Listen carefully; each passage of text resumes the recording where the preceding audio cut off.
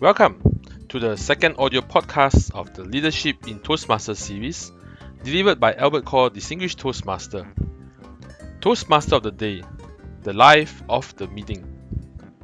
If you have been to a particularly enjoyable and smooth Toastmasters meeting, it is probably the work of a good Toastmaster of the Day. It is the most crucial leadership role in any Toastmasters meeting. A good Toastmaster of the Day uplifts the mood of the meeting, celebrates the speakers, facilitates the proceedings, and makes sure that the session ends on time. There is no real requirement to be a Toastmaster of the Day. There are some recommended criteria with very good reasons. Firstly, the member should have a fair knowledge of how a Toastmasters meeting works. This means that the member should have at least attended a few meetings to be comfortable with the flow of the meeting. It may also help for the Toastmaster of the Day to be a member of the home club itself, because each club practice may be different, and it will be smoother if the Toastmaster of the Day is fully familiar with the operations of the club. Secondly, the member should also be able to stay for the full meeting. I find it sometimes disruptive when the Toastmaster of the Day is not there at the last part of the meeting, and it shows discontinuity and a lack of preparation for the club.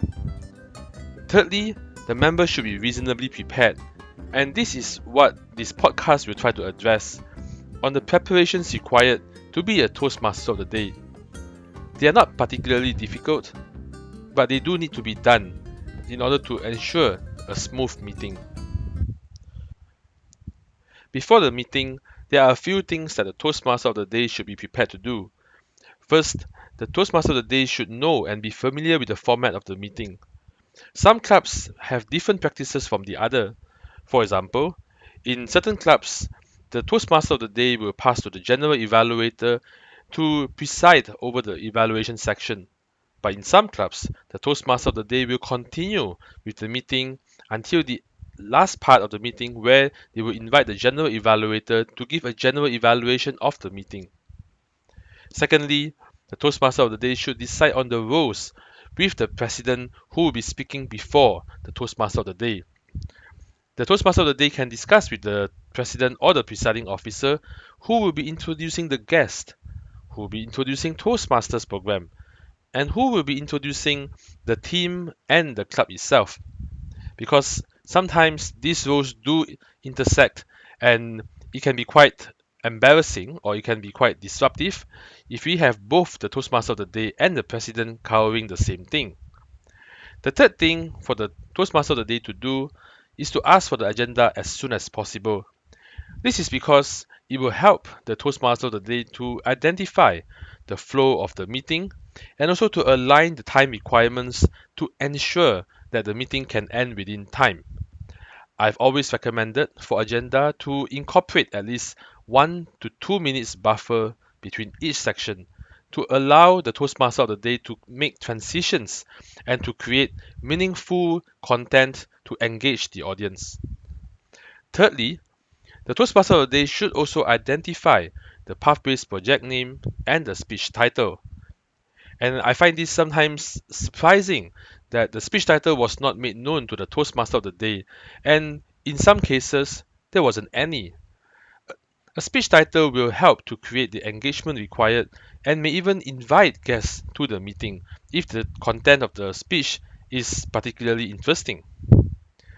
The next area for the Toastmaster of the Day to look at is to familiarize with the names. Sometimes I find that Toastmaster of the Day is not able to pronounce certain names correctly, resulting in a certain level of embarrassment which could have been avoided with a bit of a preparation before the meeting itself. Next, the Toastmaster of the Day can record any changes to the agenda to be shared if the agenda is not going to be updated before the meeting itself. This is to ensure that everyone in the meeting will get to know the full flow of the program. And lastly, this is to go a step further for those who want to really make an impression as a Toastmaster of the Day, is to find out a short introduction from each speaker for the project speech. I find it very comfortable when the Toastmaster of the Day will approach me if I'm speaking in the club to find out what do I do, what are my hobbies, and why do I choose the topic which I have chosen. This gives me the confidence that I will be introduced in the most respectful way possible. During the meeting itself, it is recommended for the Toastmaster of the day to come early to be aware of any changes to the agenda. And the Toastmaster of the day is also recommended to double check with the Vice President Education as to whether there will be last minute changes in the agenda itself. This is to ensure that the Toastmaster of the day is able to announce them when the Toastmaster of the day is requested to take over the session. Next, the Toastmaster of the day is recommended to be energetic and uplifting when called upon. However, this doesn't mean that the Toastmaster of the day have to be wild and moving around, or in the case of the online meeting, be shouting and yelling.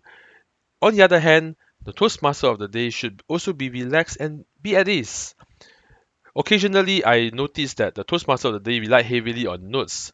This could be forgivable when this is the first time for the Toastmaster of the day to take on the role, but as the Toastmaster of the day progresses in future meetings, it is recommended to rely on the agenda instead, because this will show a higher level of professionalism and so will allow the Toastmaster of the day to be more relaxed and concentrate on creating the fun and the relaxing atmosphere in the meeting itself. Before the meeting actually began, before the table topics session began, the Toastmaster of the day may have to cover the following sections, and it is important for this to be discussed with the president or the presiding officer on who will be covering the following sections. The first section is the Toastmasters and the club history. In this section, the Toastmaster of the day is expected to engage the audience, but what I've observed is that some Toastmaster of the day will just read from the notes or a standard script on the Toastmasters history. Granted, not all of us are familiar or have memorized the date of the first meeting of the Toastmasters International, which is October 22nd, 1924. Not all of us may remember the full name of our founder because maybe not all of us have the same level of memory. However, this can be overcome with some tweak to the usual way of reading out the notes. Instead of relying fully on the notes and reading out the same content which might have been read out in the past few meetings, try including a trivia, something that the most experienced members may not even know. For example, when was the first year to Toastmasters International admits a lady member? Or when was the first year that the Toastmasters International have a female president? So trivia like this will help to create curiosity even in the most experienced of members. Next will be the theme of the meeting. Occasionally, the president will cover the theme of the meeting in the speech itself, but the Toastmaster of the day can also leverage on the theme of the meeting to create the hype. This is especially so when the theme is a special one.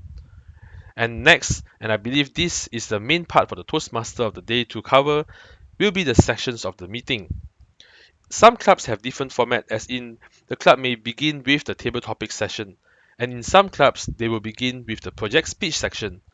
For the guests, it is important for them to know what comes before which, and this is where the Toastmaster of the day comes in. The Toastmaster of the day will explain the various sections of the meeting and will also explain the significance of each and every section. And lastly, the role player introduction. This differs from club to club. In some clubs, the role players will be introduced by the Toastmaster of the day and they will not be introducing themselves. This is because the club may want to save time or to create a continuity for the role players to be introduced by the Toastmaster of the day. But in some clubs, and I think in most clubs over here at this part of the world, the role players will be requested to introduce themselves and their roles. And in particular, the grammarian will be introducing the word of the day. Occasionally, the word of the day is a segment on its own, where the grammarian will be taking charge and also to explain various examples of the word of the day. So, whichever it is, the Toastmaster of the day should be familiar on the flow of the program and to facilitate this section accordingly. Now, after the pre-meeting section, it is time to advance to the project speech section.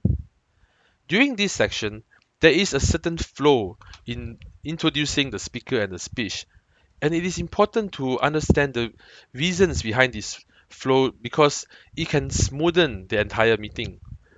Firstly, the evaluator will be invited to explain the purpose statement or the speech objective. The reason for this is that the guests will understand what are the requirements of the project and therefore can also appreciate why the speaker does what they did.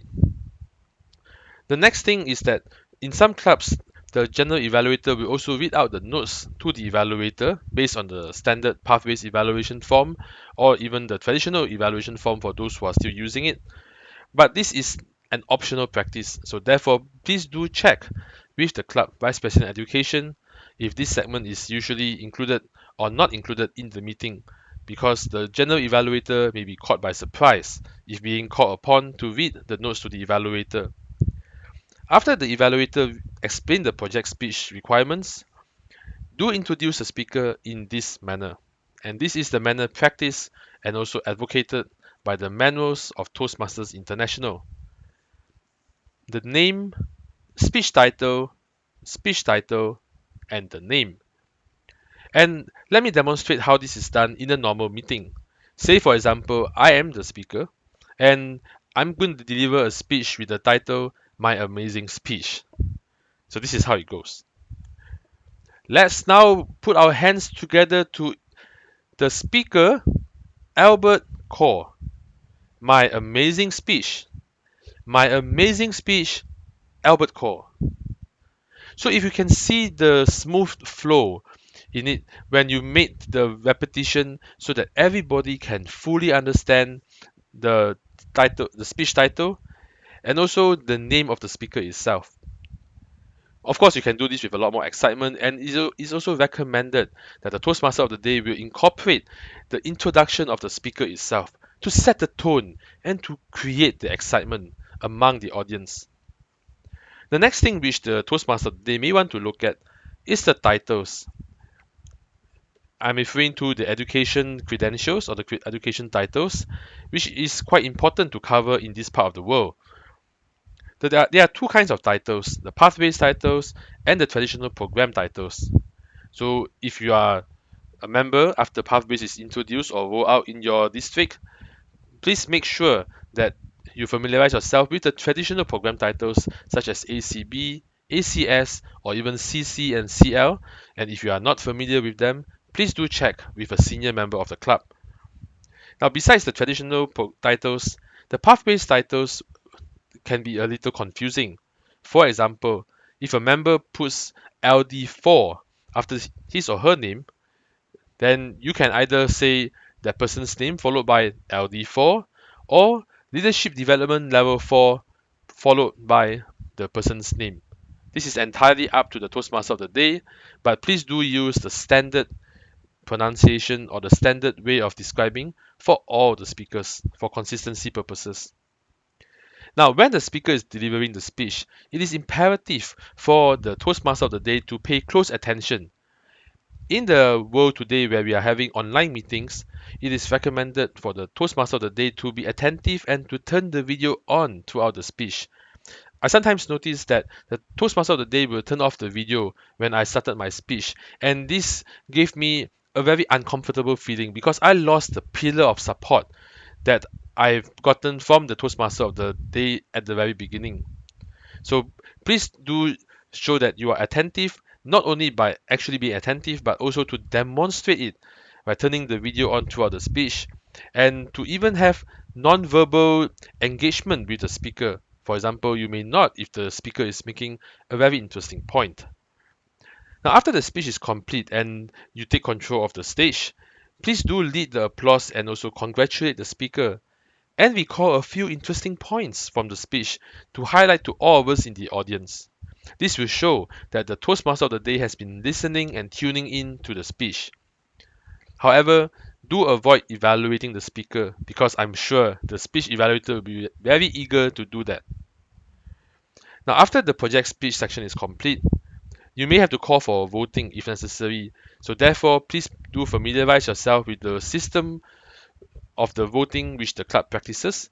you may want to check with the Sergeant at Arms who will be using a certain voting system such as Slide.do or even the Zoom voting itself. After the voting, you may need to pass to the general evaluator, and then after the general evaluator passes back to you, make a short comment before you pass to the president for the closing. So this sums up the role of a Toastmaster of the day during the meeting itself. But what I'm going to share next are 3 golden tips that I found very useful when carrying out a role as the Toastmaster of the day or the Toastmaster of the evening. The 3 golden tips are as follows. Firstly, I find it helpful to keep the energy level high throughout the meeting. Whenever there is an opportunity, do lead the audience in applause and also to appreciate all speakers. The speakers have put in a lot of effort into their speeches. I think it is fair for them to be recognized and to be celebrated, but this should be led by the Toastmaster of the day itself. Next, the Toastmaster of the day looks out for any issues, but the Toastmaster of the day will be calm and professional in managing any changes. The most common changes now would be occasionally you might have speakers dropping out of the call because the speaker may have poor connectivity, or there might even be last minute changes to the agenda if the role player can't make it to the meeting. In such occasions, remain calm, have some backup jokes if necessary, or just entertain the audience until the situation returns to normal. This is the hallmark of an amazing Toastmaster of the day. And lastly, to manage time. I noticed that clubs which meet, especially in the evenings, may be lax with time because they may feel that it is outside the working hours. However, managing time is a key element of integrity. And if the Toastmaster of the day can manage the time well by minimizing certain parts if necessary, for example, the introduction, if the meeting has already gone over time, this will be really appreciated because this will demonstrate to the audience and especially the guests that the time is a valuable asset for any Toastmasters meeting. So please do work very closely with the Sergeant at Arms, the speakers, and also the evaluators to manage the time expectation. In summary, the Toastmaster of the Day role is a very rewarding role for anyone who wants to have the first taste of leadership in any Toastmasters meeting. There are so many skills to be learned from Toastmaster of the Day role, and I think the 2 main ones that I have personally benefited from are the skills of facilitation and motivation. I find that I'm in the position to make a very good day for everyone who are in that meeting. Because of my level of energy and attentiveness, I was able to make everyone feel really good after the meeting. And when they feel good, I feel good as well. So I would like to encourage everyone here to try out the Toastmaster of the Day role if you have not tried it. Or if you have tried it, do try it in a different approach. Visit other clubs to see how it's being done. And apply it to your own club to see the difference that you can make to the club. The Toastmaster of the Day role is not one to be taken lightly. It is in fact the most crucial leadership role in any Toastmasters meeting. I wish you all the very best in your Toastmaster of the Day role, and may you benefit greatly from this leadership experience. Thank you.